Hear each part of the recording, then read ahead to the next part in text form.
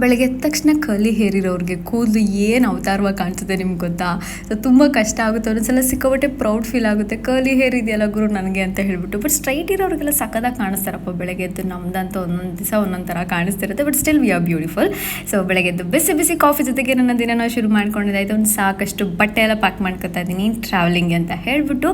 And breakfast ಥರ ಬಂದ್ಬಿಟ್ಟು ಇವತ್ತು ಮಟನ್ ಕೀಮಾ ರೈಸ್ನ ತಿನ್ಕೊಂಡಿದ್ದಾಯಿತು. ತುಂಬ ಬೇಗನೆ ಬ್ರೇಕ್ಫಾಸ್ಟ್ ಮುಗಿಸ್ಕೊಂಡು ಆ್ಯಂಡ್ ಪಾತ್ರೆ ಎಲ್ಲ ವಾಶ್ ಮಾಡಿ ಕಸ ಎಲ್ಲ ಗುಚ್ಚಾಗಿ ನಾನು ಕೂಡ ಸಕ್ಕದಾಗಿ ರೆಡಿ ಆಗಿಬಿಟ್ಟು ಕ್ಯಾಬ್ನ ಬುಕ್ ಮಾಡಿಕೊಂಡು ರೈಲ್ವೆ ಸ್ಟೇಷನ್ ಕಡೆಗೆ ಬಂದೆ. ಆ್ಯಂಡ್ ತುಂಬ ಲೇಟಾಗಿ ಹೋಗಿತ್ತು ಬಿಕಾಸ್ ಆಫ್ ಟ್ರಾಫಿಕ್. 3 o'clock ಟ್ರೈನ್ಗೆ ರೀಚ್ ಆಗಿದೆ, 3:10 ಅಥವಾ 5ಗೆ ರೀಚ್ ಆಗಿದ್ದೀನಿ. ಥ್ಯಾಂಕ್ ಗಾಡ್ ಟ್ರೈನ್ ತುಂಬ ಲೇಟಾಗಿ ಬಿಟ್ಟಿದ್ದಕ್ಕೆ. ನಿಜ ಹೆಂಗೆ ಓಡ್ಕೊಂಬಂದಿದ್ದೀನಿ ಅಂದರೆ ನನ್ನ ಕಷ್ಟ ಯಾರಿಗೂ ಹೇಳೋದು ಬೇಡ.